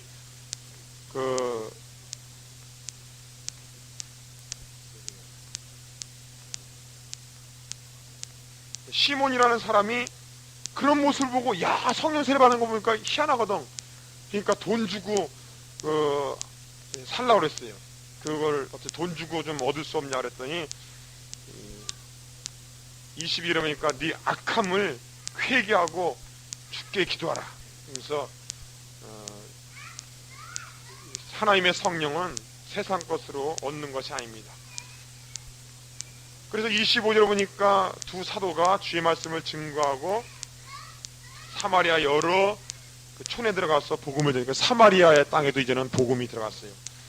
그런데 한 가지 아주 희한한 사건이 일어났는데 지금 이 빌립 지사가 어디서 역사를 하고 있었어요? 사마리아 땅에서 역사를 하고 있었죠. 근데 이 사마리아하고 이 26절에 보니까 주의 사자가 빌립더러 이르러 가로되 일어나서 남으로 향하여 예루살렘에서 어디로? 가사로 내려가는 길까지, 에루살렘에서 가사로 내려가는 그 입구까지 가라. 그러면 에디오피아 사람, 즉 아프리카 쪽에 사는 그 에디오피아 여왕 간다게의 모든 국고를 맡은 국무총리 같은 사람이죠. 그런 내시가 예비하러 왔다가 돌아가는 도중인데 그를 만나라고 이렇게 그로 내려가라고 했습니다. 그러니까 가서 보니까 그런 사람을 만나게 됐어요. 그 바울 선서 가이드 73페이지를 펴주시기 바랍니다. 바울 선서 가이드 73페이지.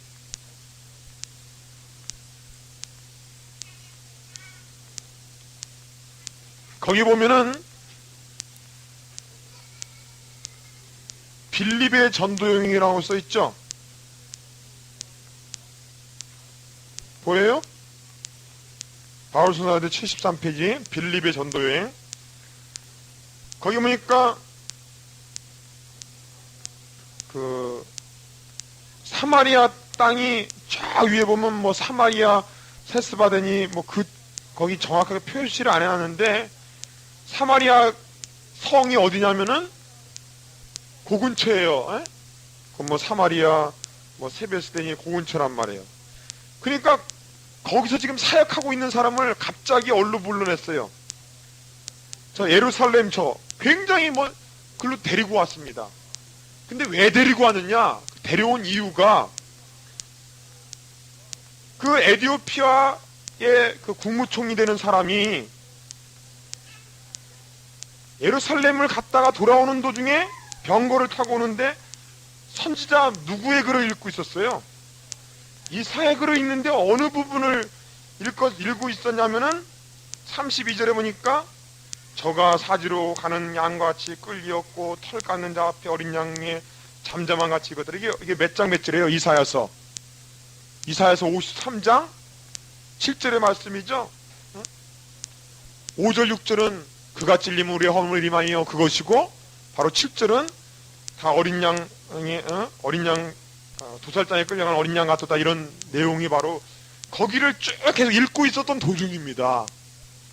근데 그것을 깨닫질 못하고 있었던 건데 대체 이 말씀이 무엇일까? 이 국무총리가 고민을 하고 있었어요. 고민을. 그랬더니 그 30절에 보세요. 30절에 다시 보시면 빌립이 달려가서 이 선지자 이사야의 글 읽는 것을 듣고 말하되 읽는 것을 깨닫느냐 대답하되 지도하는 사람이 없으니 어찌 깨달을 수 있으리요. 그래서 쭉 가르쳐주고 나니까는 네시가 마음에 감동을 받아서 내가 세례받음을 무슨 거리낌 끼냐면서 가까운 물에 내려가서 세례를 받고 이 사람이 에디오피아 내려가서 최초의 복음 증거, 에디오피아의 아프리카의 복음 증거자가 된 겁니다. 하나님께서 이 에디오피아의 이 네시를 통하여서 하나님 말씀을 사모하는 이 한 사람에게 지금 중요한 순간이란 말이에요. 왜냐하면 아프리카, 이디오피아를 복음화 시키느냐 안 하느냐의 중요한 순간이기 때문에 사마리아 땅에 있는 사는 사람을 불러다가 성경 공부를 시켰어요. 말씀을 간절히 사모하는 사람은 이런 역사를 통하여 지도할 사람을 보내줍니다. 지도할 사람을 보내줘요. 그래서 이 에디오피아는 수백 년 동안 기독교 국가가 된 거예요. 그런데 지금은 그 공산주의 계통으로 사회주의 계통으로 그 정치 이념을 바꾸니까는 보세요. 지금 11년째 그 기근, 11년째 기근. 가장 심한 곳이 어디예요? 아프리카의 기근 심한 곳이. 그게 이디오피아 아닙니까, 지금. 하나님의 역사는 살아있습니다. 이렇게 주의 백성들, 주의 종들을 통하여 이렇게 하나님은 역사합니다. 하나님이 역사합니다. 하나님이 그냥 통치하시고 주관하셔서 역사합니다. 여러분이 필요만 하시면은 원하는 모든 사람을 보내셔서 여러분의 원하시는 것을 도와주십니다. 그러므로 여러분 늘 하나님을 믿고 기도하시면서 일하세요. 그래서 그 다음에 39절에 보니까 둘이 물에서 올라올 때 주의 영이 즉 성령이 빌립을 이끌어간지라 내시는 흔연히 길을 가므로 그를 다시 보여. 막 빌립이 막 흔연히 그냥 안개같이 그냥 슉 하니 주의 성령의 인도하심을 따라서 막 합니다. 참 이런 역사 있어야 돼요. 성령의 인도하심 따라 주의 복음을 전파하여 다니는 역사 얼마나 참 멋있는지 몰라요. 여러분 구역장 가방 참 조장 가방을 들고 정말 성령의 빌립 집사같이 이러한 집사같이 비록 빌립 평시 때 불과하지만은 하나님께서 얼마나 훌륭하게 사용하는 것을 볼 수 있어요. 그래서 이 빌립이 그 다음에 어디로 갔습니까? 40절에 보니까 아소도에 갔고 그 다음에 여러 사람의 복음을 전하고 또 가이사라에 이름이 나오죠. 그러므로 이 빌립은 73페이지 바울선서 가이드에 보면은 예루살렘 거기서 어디로 갔어요? 처음에 아소도로 갔고 아소도에서 암니아로에서 루따로에서 요바로에서 그다음에 아티파트리스에서 저 북쪽인 가이사라에 갔습니다. 그래서 이 가이사라는 그 로마의 총독이 로마의 총독이 로마 행정부가 거기 있어요. 그 주관하는 행정부가. 근데 거기까지 다니면서 빌립이 이 사마리아 땅에 복음을 전파한 것을 볼 수 있어요. 자, 그 다음에 우리 9장을 보시면은 이제 사울이 회개하는 장면이 나옵니다. 사울의 회심이 9장에 나오는데, 사울이 주의 제자들에 대하여 여전히 위협과 살기가 등등하여 대제사장들에 가가지고는 공문을 청했어요. 다메섹에, 즉 다메섹은 그 유대 땅이 아니잖아요. 유대 땅을 벗어난 곳이란 말이에요. 그 시리아 땅이란 말이에요. 그쪽. 그러니까 공식적인 공문을 요청해 갖고 내가 가서 다 예수 믿는 사람을 다 죽여버리겠다. 결박해서 다 붙잡아 오겠다. 이런 걸 가고. 근데 이 사도 바울은 이렇게 열심히 예수 믿는 사람을 핍박하는 이유가 뭡니까? 그 이유는 사도 바울은 자기 딴에는 하나님께 충성하는 줄로 생각한 겁니다. 자기 딴에는. 자기가 배우기는 하나님, 바리새인들이 하는 말이 예수라는 사람이 나타나갖고 이단이 생겼다는 거예요. 이단이. 이 이단들을 내가 하나님께 충성하는 길은 이 이단을 뿌리를 뽑아버리는 일이다. 자기 딴에는. 그래서 한 겁니다. 그래서. 여러분, 영적인 무지가 얼마나 무서운 결과를 합니까? 그러나 하나님은 그 하나님께 대한 충성과 순수함, 비록 잘못 사용되고 있지만은 바로 그곳을 하나님은 들어 사용한 겁니다. 이 사도 바울을. 그걸 사용한 거예요. 그걸. 그래서 여기 본문에 보니까 다메섹으로 이제 먼 길을 걸어서 다메섹으로 점점 가까이 되는 그 길에 갑자기 호연히 하늘에서 빛이 저를 둘렀습니다. 찬란한 빛이 부르면서 소리가 들렸어요. 그러니까 뭐 전부 다 땅에 엎드려졌죠. 사울아, 사울아, 네가 어찌하여 나를 핍박하느냐. 성도들을 핍박하는 것은 곧 예수를 핍박하는 것입니다. 이 소자에게 냉수 한 그릇 준 것이 바로 곧 나에게 한 것이라. 우리 예수님은 그렇게 말하고 있습니다. 사울아, 사울아, 어찌하여 나를 핍박하느냐 하시거늘 주여 누시오니까 나는 내가 핍박하는 예수라. 내가 일어나 성으로 들어가라. 행한 것을 내게 이를 자가 있느니라 그랬습니다.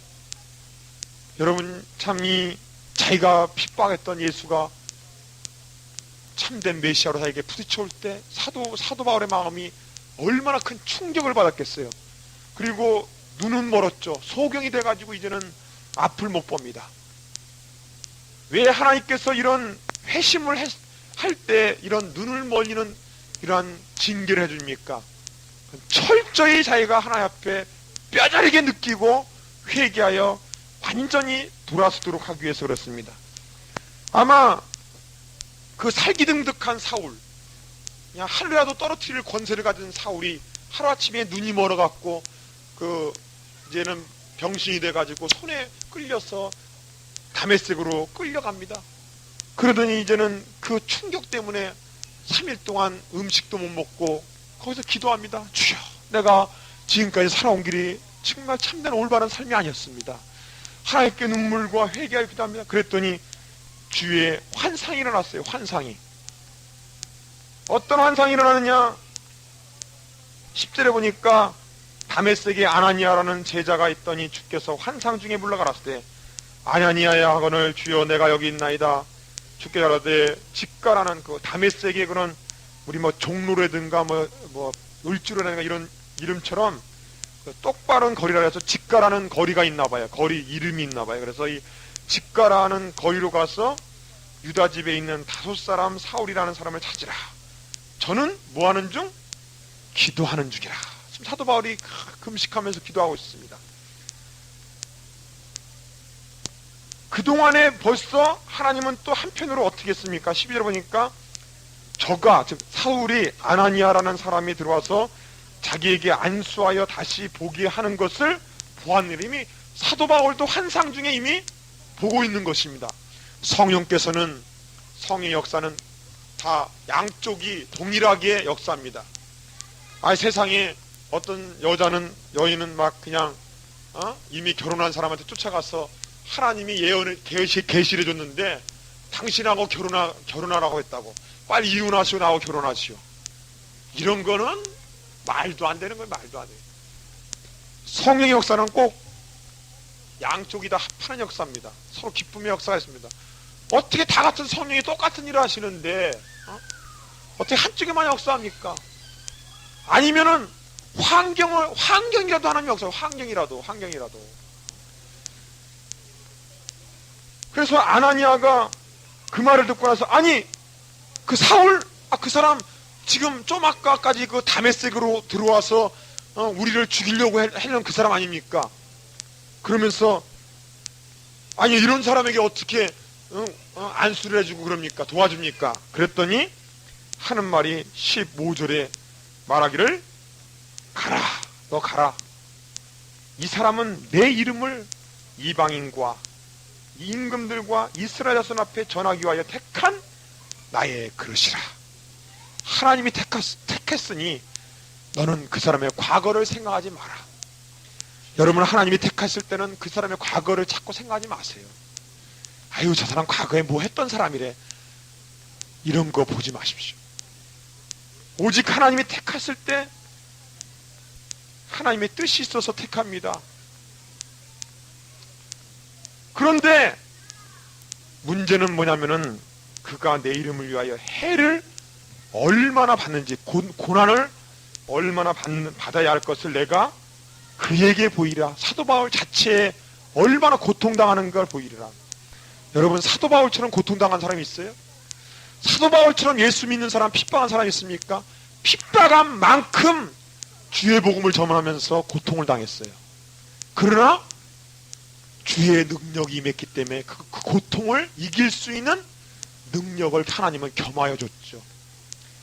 제 자신도 하나님 예수 믿기 전에, 주의 종이 되기 전에 하나님 앞에 참 잘못한 일이 많습니다. 그런데 참 주의 종의 일을 하면서 가끔 형통하지 못할 때가 많이 나타나요.